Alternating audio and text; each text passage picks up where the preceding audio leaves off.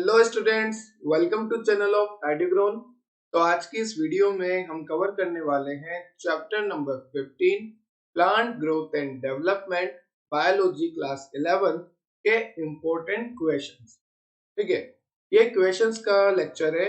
हम इसमें plant growth and development के इम्पोर्टेंट क्वेश्चंस देखेंगे। तो जिसने लेक्चर नहीं देखा प्लांट ग्रोथ एंड डेवलपमेंट का, आप लेक्चर देख सकते हैं। पेज जाकर डिस्क्रिप्शन बॉक्स में प्लेलिस्ट की लिंक है, क्योंकि जब बेस कवर हो जाएगा तो क्वेश्चन जो है इजीली सॉल्व हो जाएगा। अब बात करें सबसे पहले तो वेलकम टू ट्रायो सीरीज। तो ये ट्रायो सीरीज आखिर में है क्या? यहाँ पर हम आपको 3 वीडियो में कंप्लीट चैप्टर करवा के देते हैं। स्टार्टिंग की जो 2 वीडियो होती है उसमें हम आपको चैप्टर पूरा पढ़ाते हैं, चाहे वो एनसीईआरटी का डायग्राम हो, इम्पोर्टेंट लाइन हो, कुछ भी हो, पूरा चैप्टर आपको कवर कराते हैं। उसके बाद जो 3rd वीडियो आती है हम उसमें इम्पोर्टेंट क्वेश्चंस बताते हैं। तो मतलब 3 वीडियो में चैप्टर का भी एंड हम कर देते हैं और क्वेश्चन प्रैक्टिस भी हो जाती है, चैप्टर भी पढ़ लेते हैं, डायग्राम भी देख लेते हैं, सब कुछ सिर्फ 3 वीडियो में। ठीक है, तो अगर आपको इससे पहले के लेक्चर देखने हैं तो मैंने बोला आपको आप प्लेलिस्ट चेक कर सकते हैं। चलो शुरू करते हैं आज का लेक्चर। फर्स्ट ऑफ ऑल मैं मार्कर ऑन करता हूं, देन आपको क्वेश्चन प्रैक्टिस करवाता हूं। क्वेश्चन प्रैक्टिस करने से पहले इस चैप्टर की अगर मैं इंपॉर्टेंस की बात करूं कि ये चैप्टर कितना इंपॉर्टेंट रखता है, तो जो आपके कॉम्पिटिटिव एग्जाम होते हैं बेटा, कॉम्पिटिटिव एग्जाम में ये आपको 1 से 2 क्वेश्चन लाके देता है। एक क्वेश्चन तो पक्का है, ठीक है, और 2 भी आते हैं और मैं बता दूंगा कहाँ से आते हैं। इस चैप्टर में एक स्पेसिफिक जगह है जहाँ से हर साल कॉम्पिटिटिव एग्जाम में, चाहे आप नीट दो, जिपमर दो या कोई भी स्टेट कॉम्पिटिटिव एग्जाम दो, चाहे आप 12th के बाद कौन सा भी कॉम्पिटिटिव एग्जाम दो, अगर ये सिलेबस में है और ये चैप्टर से क्वेश्चन पूछते हैं तो मैं बता दूंगा कि कौन से स्पेसिफिक जगह से क्वेश्चन आता है। ठीक है, तो यहाँ पे कम से कम 1 क्वेश्चन तो आपको पूछा जाएगा और अगर आपका गुड लक हुआ तो 2 क्वेश्चन।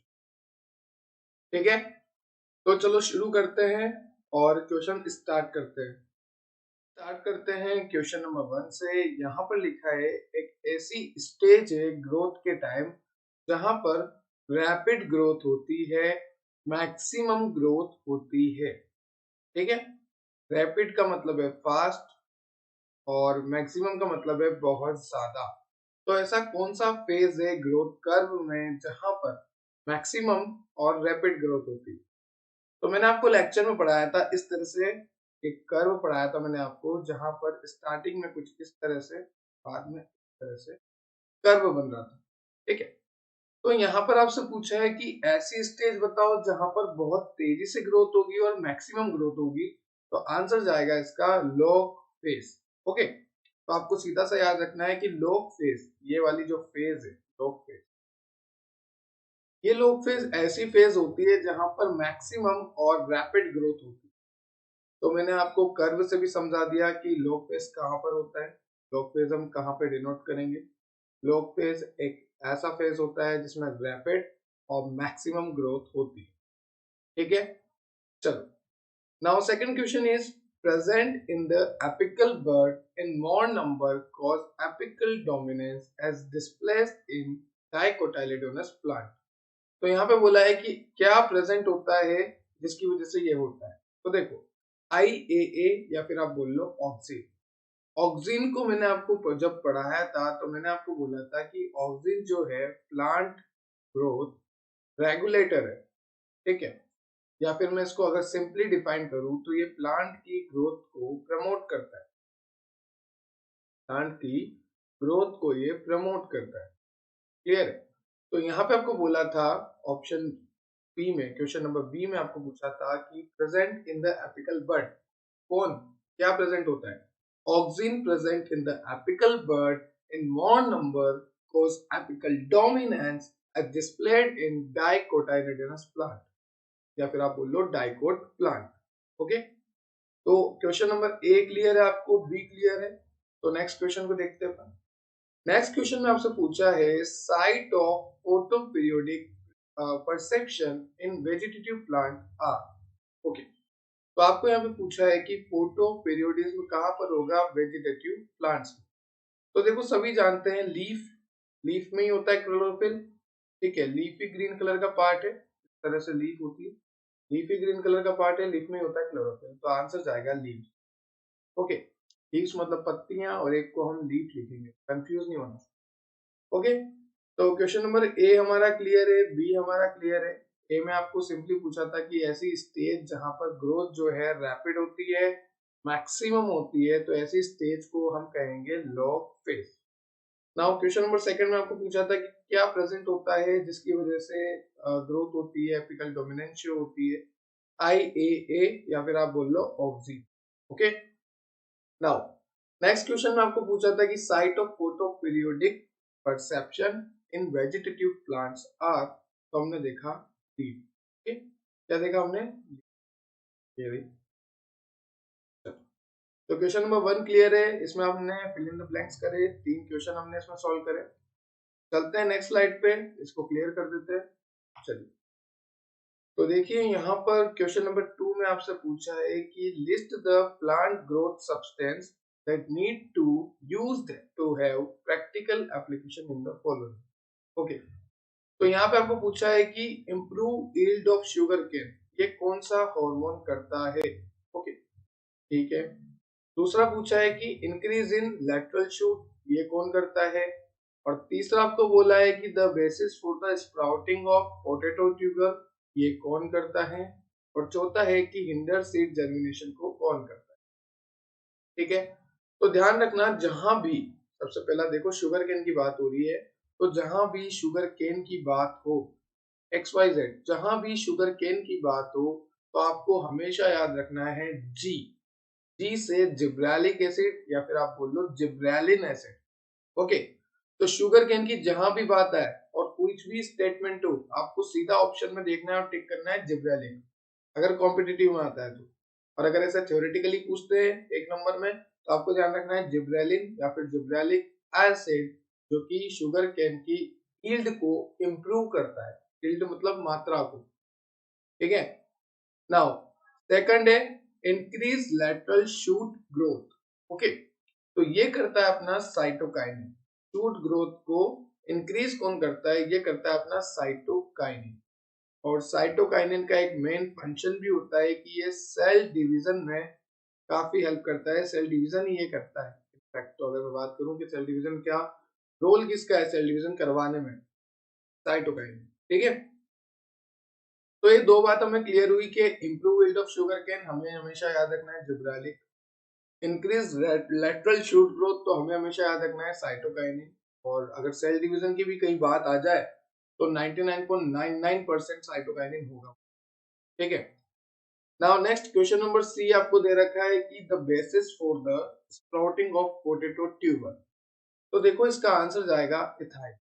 ठीक है, अगर स्प्राउटिंग की बात करें हम पोटैटो ट्यूबर में, तो आंसर जाएगा इथाइल। चलो, ये बात भी क्लियर हुई। तो हमें पहला क्लियर हुआ, पहला क्या था कि improve yield of sugar cane gibberellic, दूसरा लेटरल शूट ग्रोथ साइटोकाइनिन, तीसरा है स्प्राउटिंग, इसके लिए हम बोलेंगे इथाइलिन। ठीक है, और अगर आप जानते हैं तो इथाइलिन क्या है, प्रमोटर है या इनिबिटर है, ये दोनों है। ये प्रमोटर भी है, ये बंदा इनिबिटर भी है, ये दोनों है भाई साहब। ठीक है, तो ये इथाइलिन जो है प्रमोटर की तरह भी काम करेगा और इनिबिटर की तरह भी काम करेगा। नाउ नेक्स्ट आपको दे रखा है डी में हिंडर सीड जर्मिनेशन। क्या दे रखा है बच्चों, hinder seed germination. Okay, hinder seed germination के लिए आपको याद रखना है एब्सिसिक एसिड। ओके, तो ये आपको सीधा सीधा मैंने लेक्चर में बताया था, जब मैंने ऑक्सिन, जिब्रेलिन, साइटोकाइनिन आप सभी को पढ़ाए थे, तब मैंने आपको बताया था कि हाँ क्या इंपॉर्टेंट है, और की लाइनें आपको मैंने याद करवाई।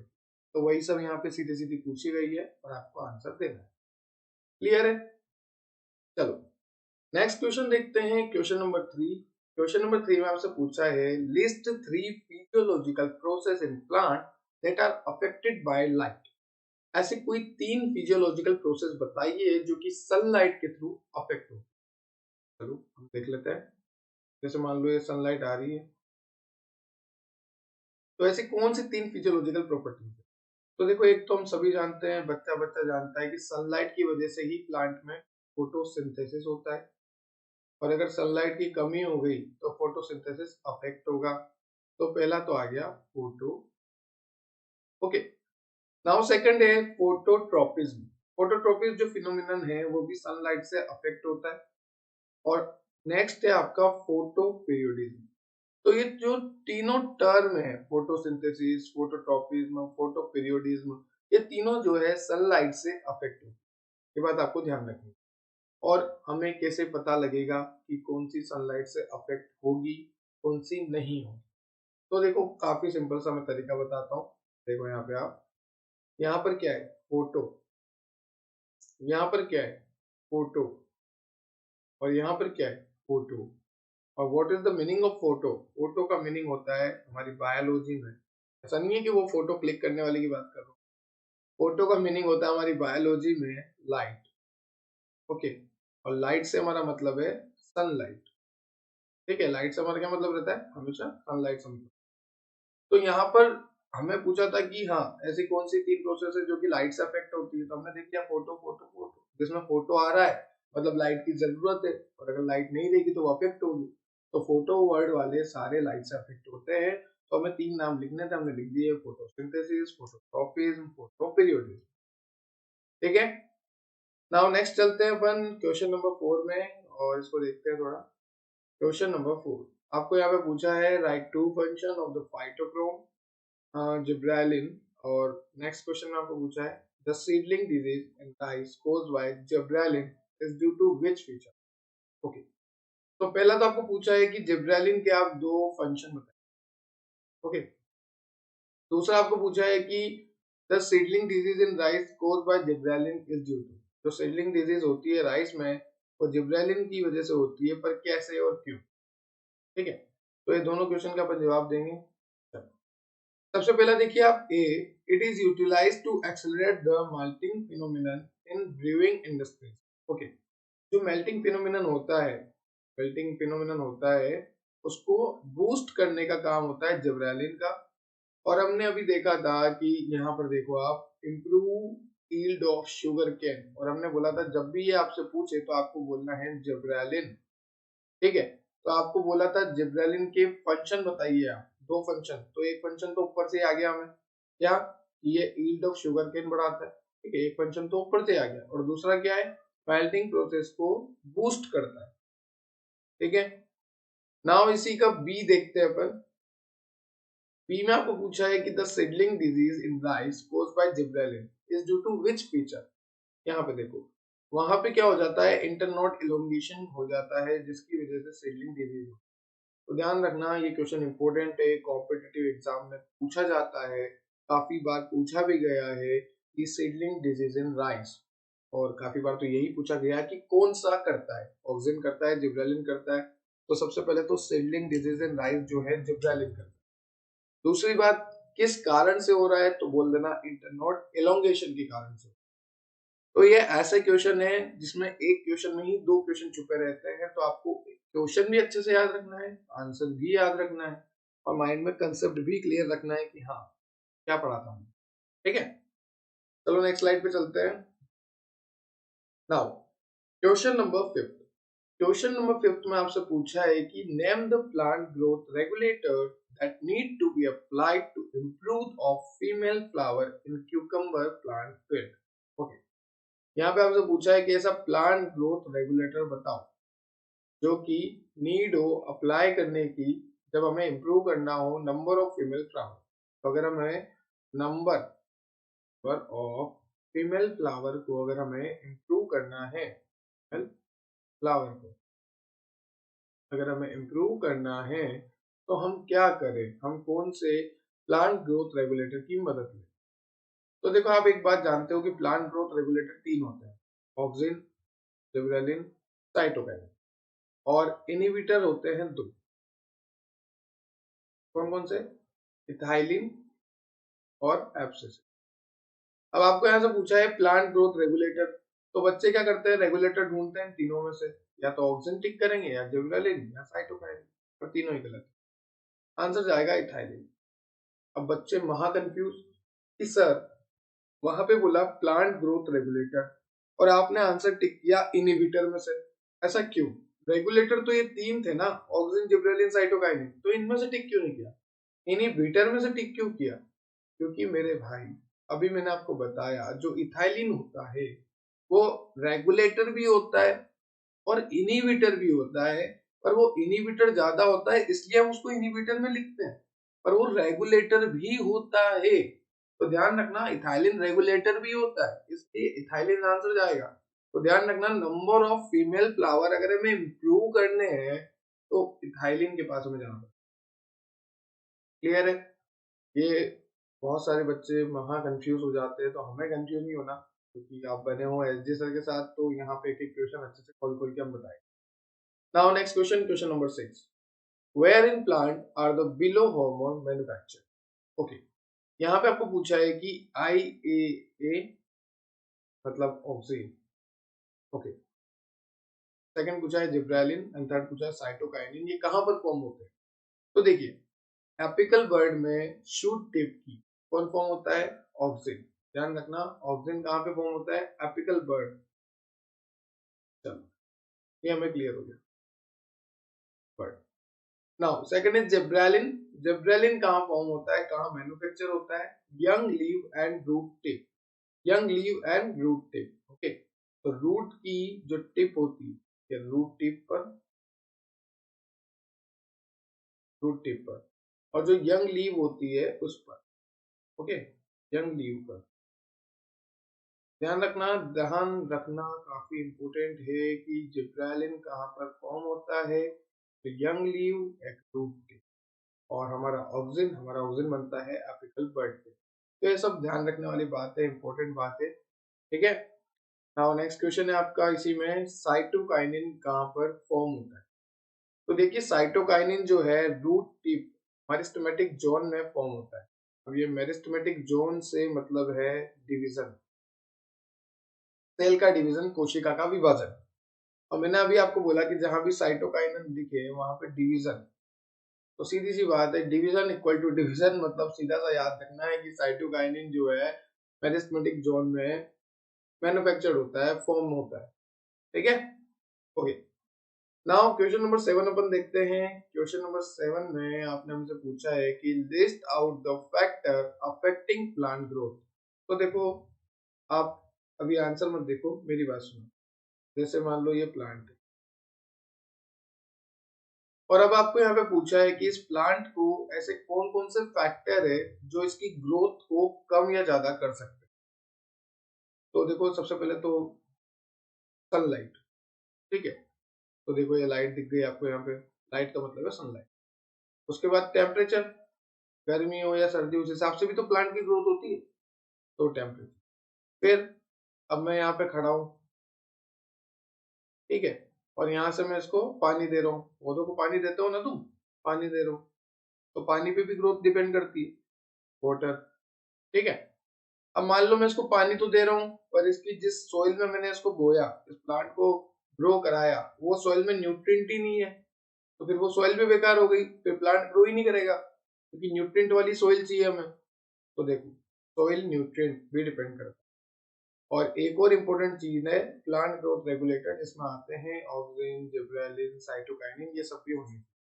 तो ये कुछ फैक्टर है जो कि प्लांट की ग्रोथ पर अफेक्ट करते हैं। सबसे पहले हमने देखा टेम्परेचर, दूसरा हमने देखा सनलाइट, तीसरा हमने देखा वाटर, चौथा हमने देखा सॉइल न्यूट्रिएंट, और पांचवा हमने देखा ऑक्सिन, जिब्रेलिन, साइटोकाइनिन, मतलब plant growth regulator. Okay, now next, यहाँ पे आपको पूछा है what is differentiation, what is cell maturation, what is cell enlargement.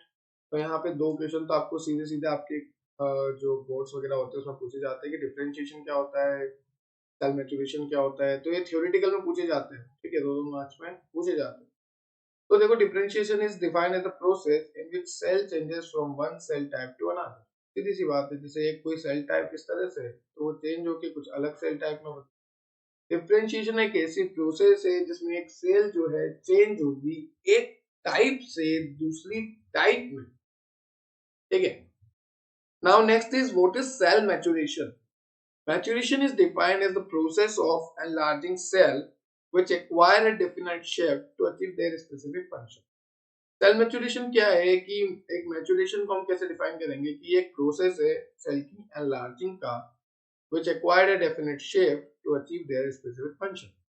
अभी जैसे मान लो ये एक सेल है, एक नॉर्मल सेल है, अब इसको बड़ा होके इतना बड़ा होना है, क्यों होना है? ताकि ये इसके फंक्शन परफॉर्म कर सके, जो भी स्पेसिफिक फंक्शन है इसके वो ये परफॉर्म कर सके, इसलिए इसको इतना बड़ा होना है, ठीक है। Now next question is what is cell enlargement? Cell enlargement क्या है? तो देखिए सेल एनलार्जमेंट क्या है?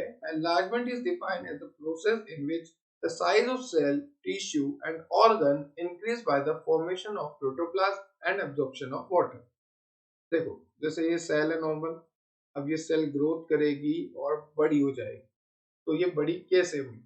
या तो इसमें वाटर का एब्जॉर्प्शन हुआ, या इसमें प्रोटोप्लाज्म बढ़ा, या इसमें वैक्यूल बने, ठीक है, और यहाँ पर सेल वॉल भी फॉर्मेशन हुई जो कि थिकर है और परमानेंट है। तो ये सब बातें हुई इसमें, तब जाके सेल का एनलार्जमेंट हुआ। तो एनलार्जमेंट को हम कैसे डिफाइन करेंगे? Enlargement define as a process in which the size of the cell, tissue and organ increase by the formation of protoplasm, absorption of water, developing vacuole and addition of cell wall to make it thicker and permanent.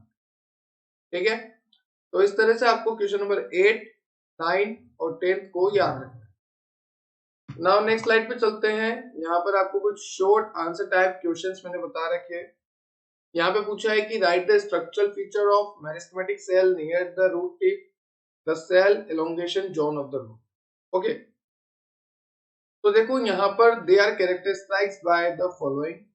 अब बात करें meristematic cell जो root tip के पास है उसको हम कैसे कैरेक्टराइज करेंगे। तो मेरिस्टेमेटिक सेल में क्या होता है? सबसे पहली बात, प्रोटोप्लाज्म बहुत ज्यादा होता है, ठीक है, बिग कॉन्सेप्शियस न्यूक्लियस होता है, the cell wall is cellulosic and thin, basic in nature, ठीक है, और मेरिस्टेमेटिक में वैक्यूल जो है बहुत कम नंबर में होते हैं, बहुत ज्यादा माइटोकॉन्ड्रिया होते हैं। तो आप कैसे डिफाइन करोगे कि ये सेल जो है मेरिस्टेमेटिक है? ये सेल जो है मेरिस्टेमेटिक है, हम कैसे डिफाइन करेंगे? तो हमें बोलना है कि यहाँ पे वैक्यूल जो है बहुत कम होंगे, माइटोकॉन्ड्रिया जो है वो बहुत ज्यादा होंगे। इस तरह से हमें कुछ कुछ बताना है, ठीक है, उसके बाद हमें पता लग जाएगा कि हाँ ये सेल जो है मेरिस्टेमेटिक, मतलब उसके कुछ स्पेसिफिक फीचर, स्ट्रक्चरल फीचर हमें बताना है। अभी जैसे मैं बात करूं इलोंगेशन जोन की, ठीक है, तो वहां की सेल्स कैसे होगी? वहां की सेल्स में वैक्यूलेशन होगा, डायमेंशन होगा, सेलुलोजिक सेल वॉल जो है कलेक्टेड होंगे। तो इस तरह से हम डिफरेंशिएट कर सकते हैं, ठीक है, ये सब कैरेक्टर्स आपको याद रखना। नाउ नेक्स्ट, यहाँ पे आपको पूछा है क्वेश्चन नंबर 2 में, is there any difference in the growth pattern of plant and animal? आपको यहाँ पे पूछा है कि क्या कोई भी डिफरेंस होता है ग्रोथ पैटर्न में प्लांट और एनिमल में? तो all plants of the plant grow endlessly, list the following region of the plant that can grow endlessly number. Okay, तो यहाँ पे आपको पूछा है कि प्लांट और एनिमल में क्या ग्रोथ सेम होती है, और ऐसे कौन से पार्ट है प्लांट में अगर है तो जिनकी ग्रोथ एंडलेस होती है, जो ग्रोथ करते ही जाते हैं। तो देखो सबसे पहला क्वेश्चन है आपका कि आप प्लांट और एनिमल में ग्रोथ डिफरेंस होती है। आंसर देखो मेरा कैसे शुरू होगा, यस दे डिफर, बिल्कुल प्लांट ग्रोथ जो है वो डिफरेंट है और जो एनिमल ग्रोथ है वो बिल्कुल डिफरेंट है। Plant have their potential to grow indefinitely during their lifetime. They exhibit this property because of the presence of meristem at certain part of plant body. Plant जो है बहुत अच्छे से और लंबे टाइम तक ग्रो कर सकता है, ये ग्रो करता रहता है क्योंकि इसके पास ये एबिलिटी आई कहां से? हमारे पास क्यों नहीं है? और प्लांट के पास ऐसी एबिलिटी क्यों है कि वो बहुत ग्रोथ कर सकता है? तो प्लांट के पास होता है मेरिस्टेम, और मैंने आपको पहले से ही बताया कि मेरिस्टेम का मतलब होता है डिवीजन, ठीक है, तो मेरिस्टेम की वजह से ये प्रॉपर्टी इनमें आई है। नाउ नेक्स्ट इज आपको पूछा है कि यहाँ पर आपको क्या बताया, they exhibit this property because of the presence of meristem. ये बात हमें क्लियर है। At certain part of the plant body this cell of the meristem have ability of division and grow constantly. मैंने आपको बोल दिया कि मेरिस्टेम के पास एबिलिटी है डिवीजन की और ग्रो करने की। The plant body is made by the cell which lose the capacity to divide. The growth form where the cell are constantly added to the body of the plant of the action of the meristem refers to as offer। तो meristem के बारे में बता रखा है, आपको सीधा सा लिख देना है। ओके, तो ये हुआ आपका क्वेश्चन नंबर 2। तो देखिए अब क्वेश्चन नंबर 3। क्वेश्चन नंबर 3 में आपको पूछा है कि explain the following with example from various plant tissue. Okay, तो अभी जो हमने डिफरेंशिएशन पढ़ा था, डी डिफरेंशिएशन पढ़ा था, री डिफरेंशिएशन पढ़ा था लेक्चर में, उसी के ऊपर यहाँ पे क्वेश्चन है। आपको यहाँ पे बोलेंगे following with example from various plant tissue.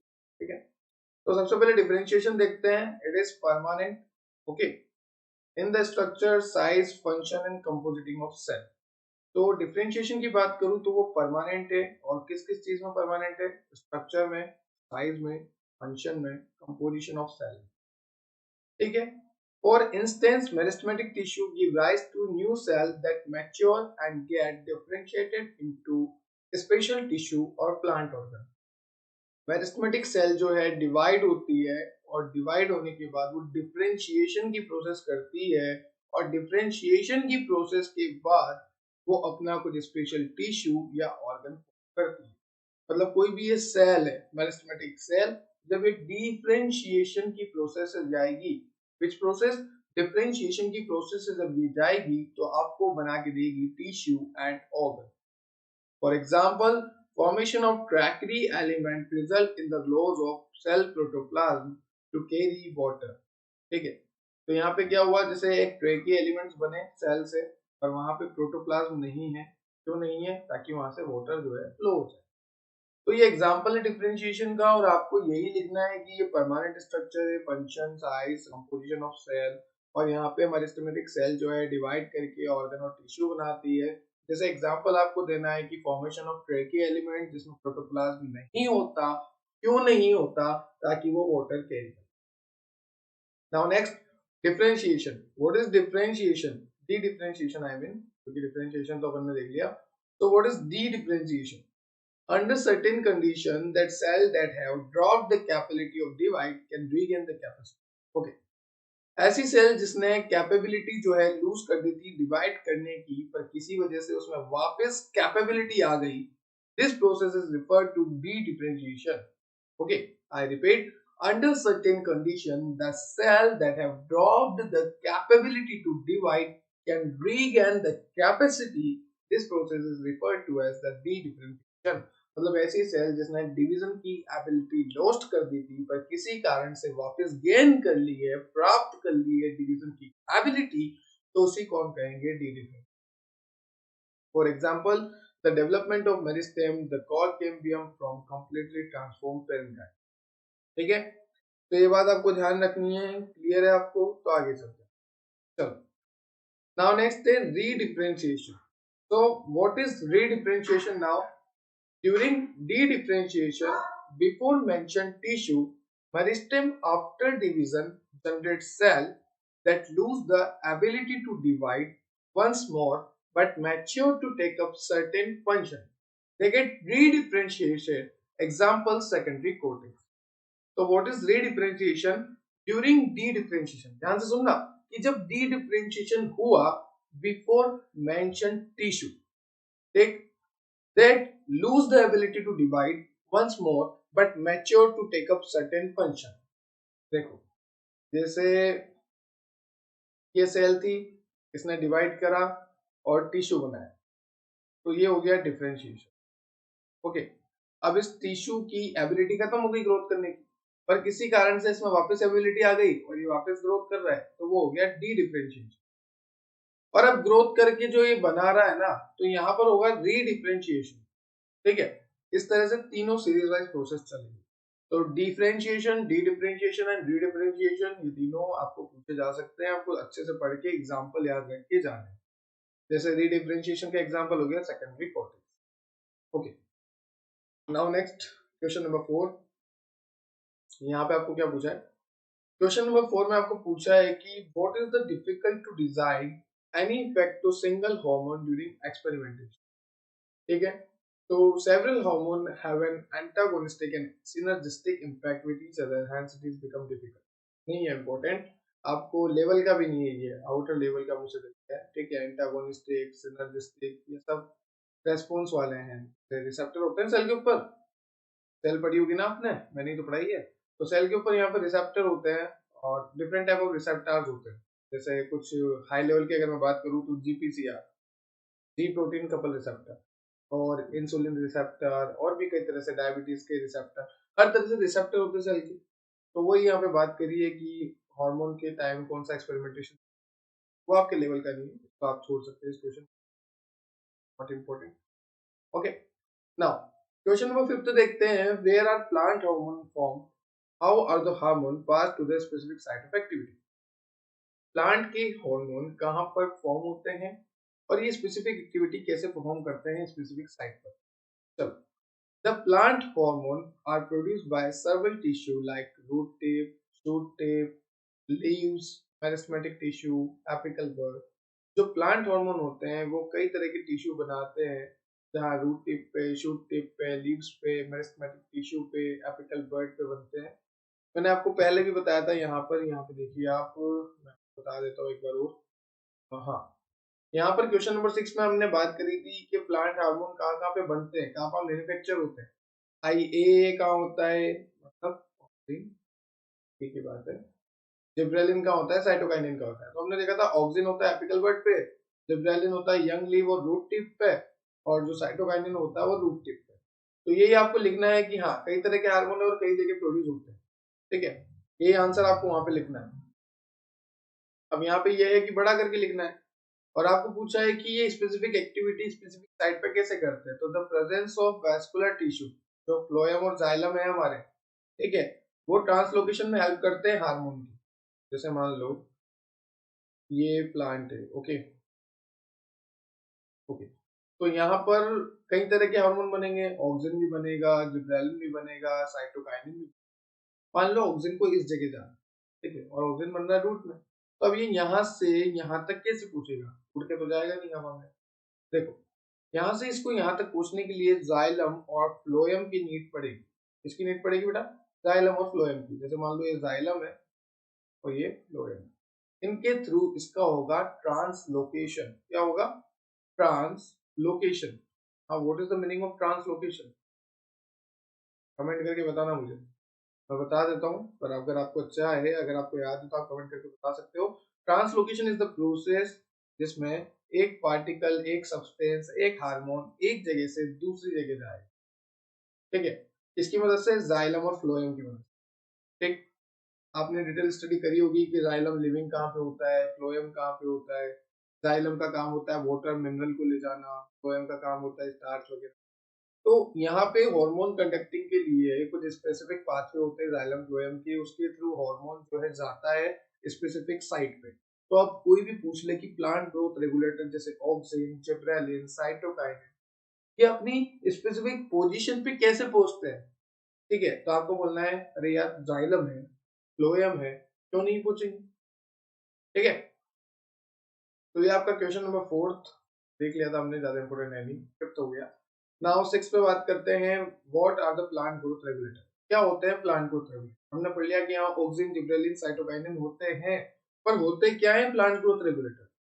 Plant growth regulator are also refers as phytohormones. क्या बोलेंगे हम, फाइटोहॉर्मोन। फाइटो, फाइटो का मतलब हो गया प्लांट, ओके, और हार्मोन का तो हार्मोन ही। तो प्लांट के हार्मोन, प्लांट ग्रोथ रेगुलेटर को हम क्या बोलेंगे, फाइटो हार्मोन, मतलब प्लांट के hormone, okay. They are group of organic compound. देखो होते क्या है प्लांट ग्रोथ रेगुलेटर, ये ग्रुप होता है organic compound which function by controlling and modify the physiological process like growth, development and movement of plant। Plant growth regulator organic compound होते हैं जो कि प्लांट की ग्रोथ को, डेवलपमेंट को, मूवमेंट ऑफ प्लांट को अफेक्ट करते हैं, बढ़ाते हैं, ठीक है, प्रमोट करते हैं, मेनली प्रमोट ही करते हैं, ठीक। Now next question, question number 7।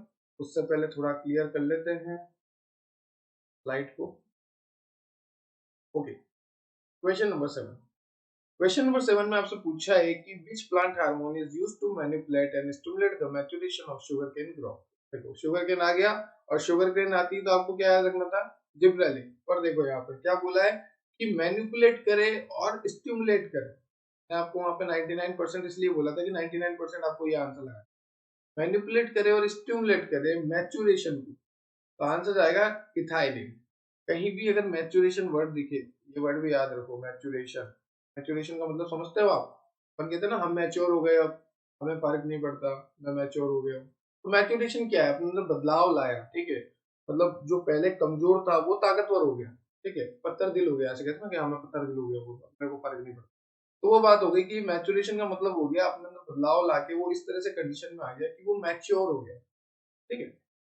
अब मैच्योर कैसे होते हैं? मैच्योर जो है एक हार्मोन करता है जिसका नाम है इथाइलिन, और ये इथाइलिन जो है, अगर आपको नहीं पता तो ध्यान से सुन लो, बड़ी इंपॉर्टेंट बात है।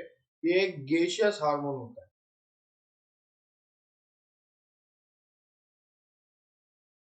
ओके। तो ethylene is the gaseous hormone, clear है आपको?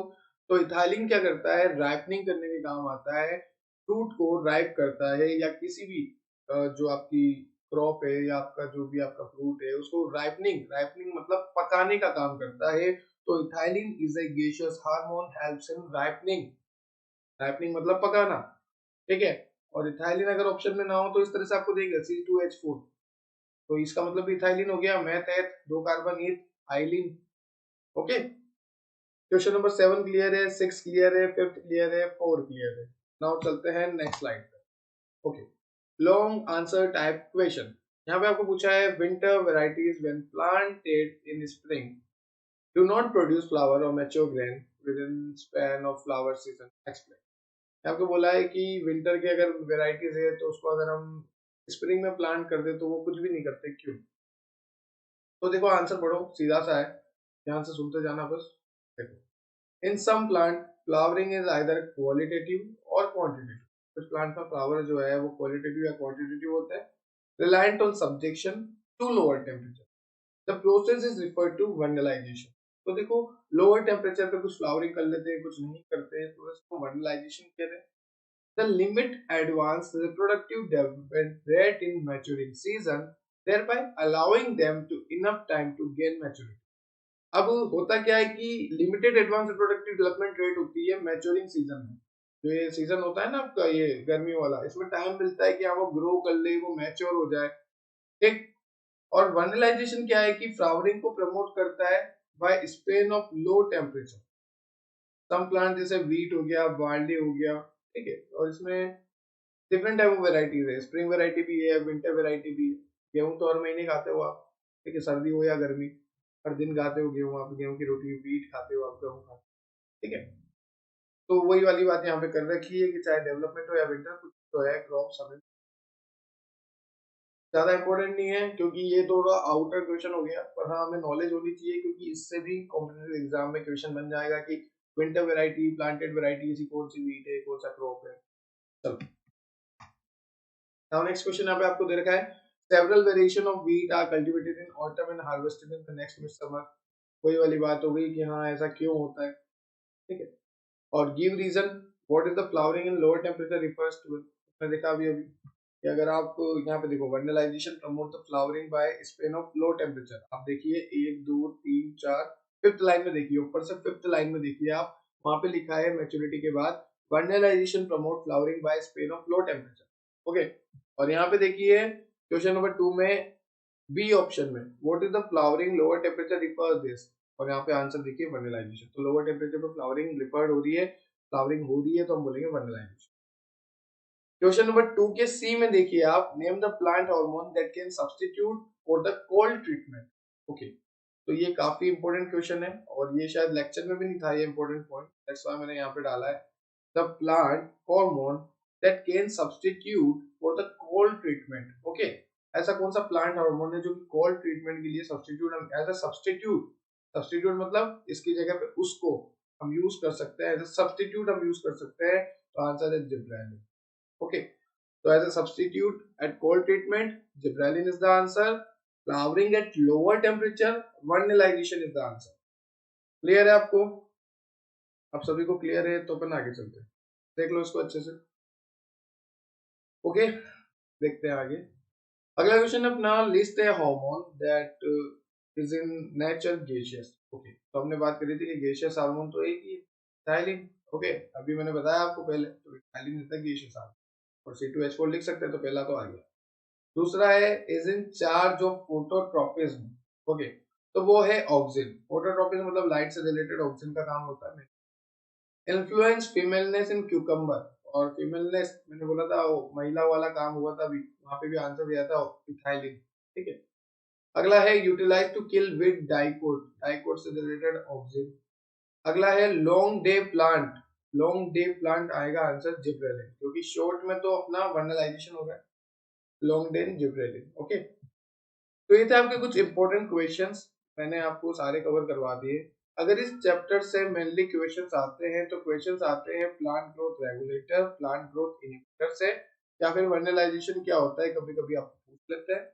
नहीं तो आपको पूछते हैं कि डिफरेंशिएशन, डिफरेंशिएशन में फर्क बता दो। बस यही क्वेश्चन इससे बनते हैं, और जो फाइनल क्वेश्चन इससे बनता है वो बनते हैं ग्राफ वाले। ठीक है, यहाँ पे लॉग फेज लेग फेज वाले। तो ये सारे क्वेश्चन आपको अच्छे से याद कर लेने हैं, समझ लेना है। ये क्वेश्चन पूछे जाते हैं कॉम्पिटिटिव एग्जाम में, और थ्योरेटिकल भी आपको याद रखना है, क्योंकि थ्योरी क्लियर होगी, माइंड में थ्योरी क्लियर होगी, तो आप क्वेश्चन इजीली कर सकते हो। हैव अ नाइस डे बेटा, थैंक यू। और अच्छे से करना है इन्हें, ठीक है। बने रहिए, जुड़े रहिए एडुग्रोन के साथ, और नेक्स्ट लेक्चर में मिलता हूँ मैं आपको बहुत जल्द नए चैप्टर के साथ। नेक्स्ट चैप्टर अपन स्टार्ट करते हैं। Have a nice day, thank you.